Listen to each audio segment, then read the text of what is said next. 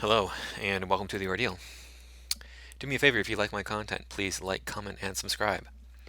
I do this for free because I want to add a different perspective to the world and hopefully allow people to broaden their notions about different topics. And all I ask is a little bit of support from you guys. It really helped me out. Now, moving on to the topic for today.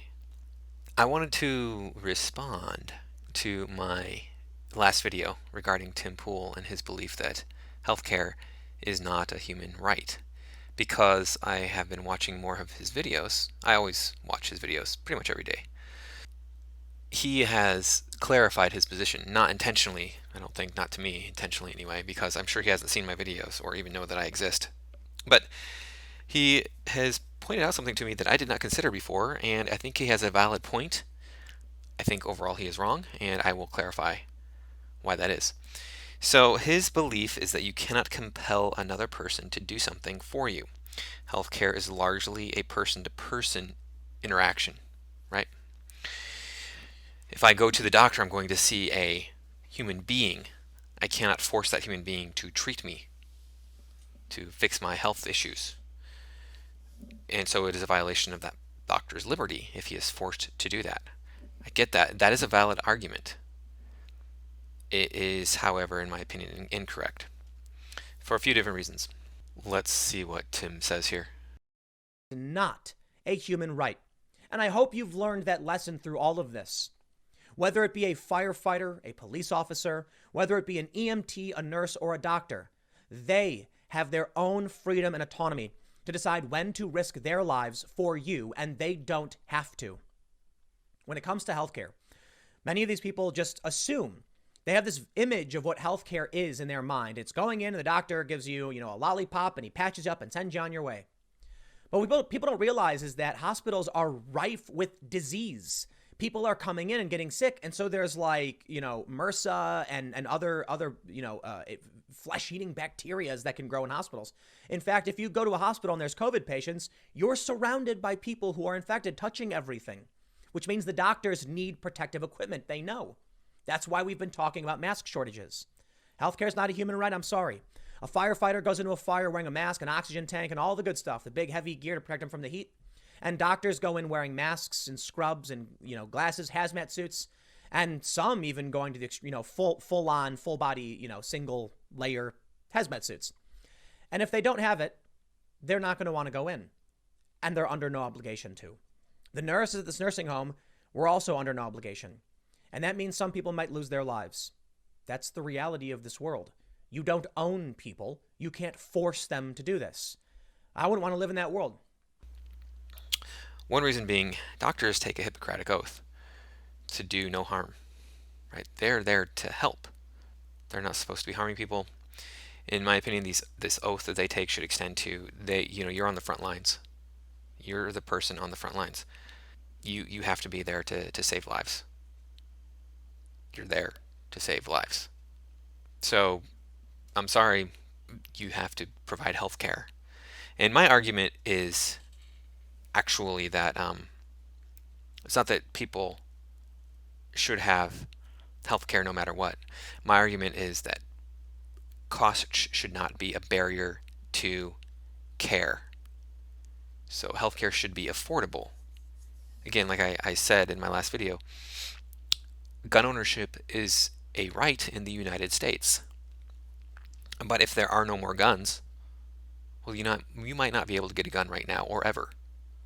Or no more new guns, right? No more gun shops. Nobody's selling any guns. You might not have access to a gun.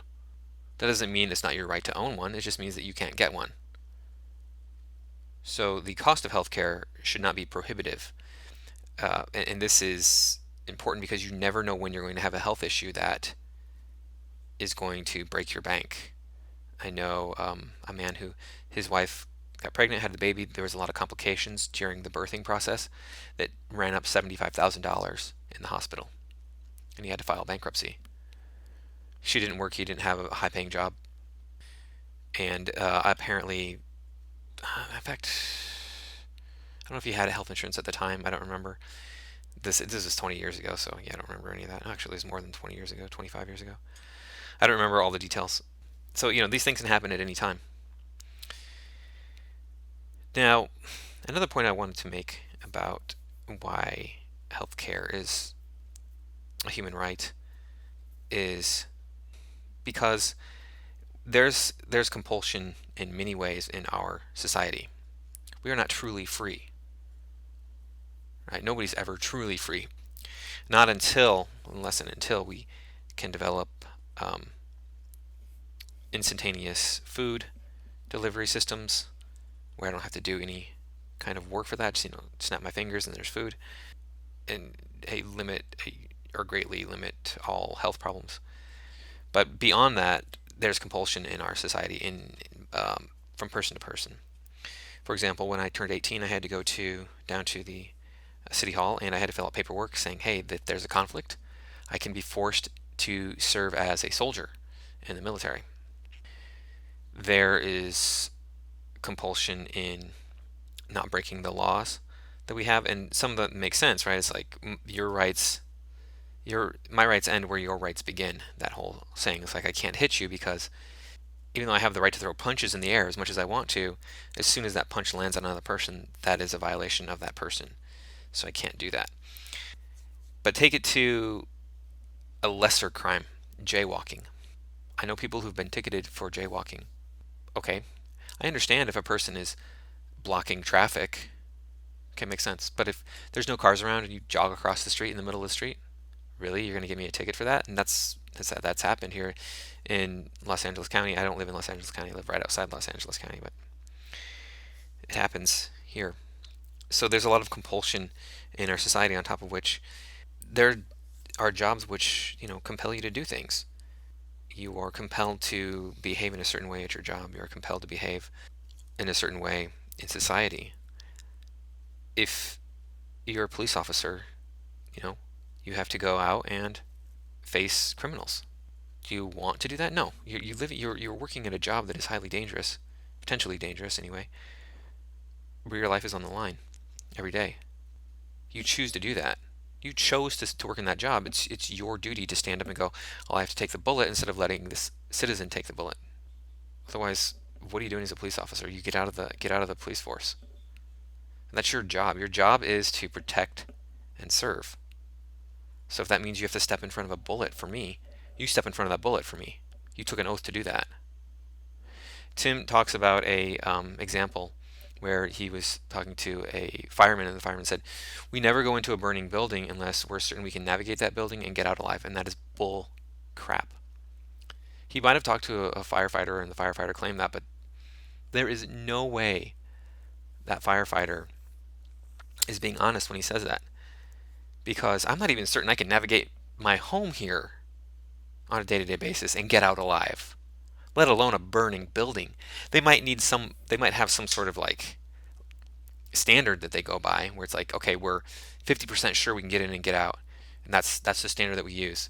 But those are pretty bad odds. So look at all the firefighters, tons of firefighters died in 9/11, and my hat's off to them.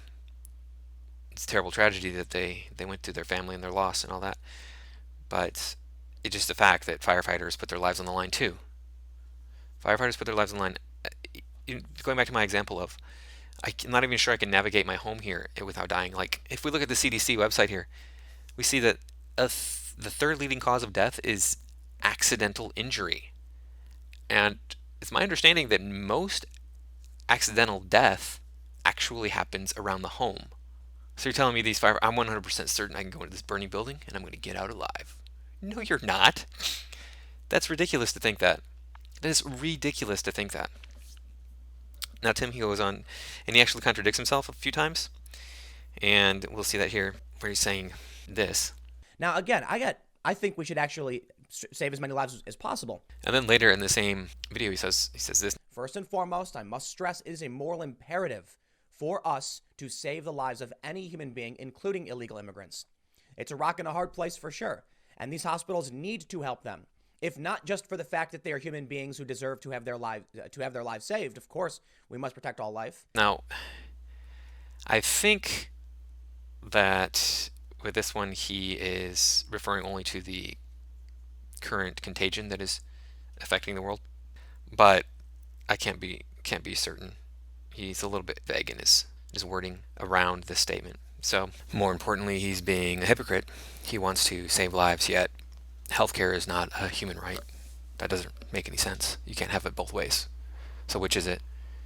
Are we saving lives, or is healthcare something that can only be provided to those who can somehow access it? Check out these videos. I'm going to leave the links in the description. I think he has a valid point that he makes. It's like you can't compel somebody, but we compel people all the time.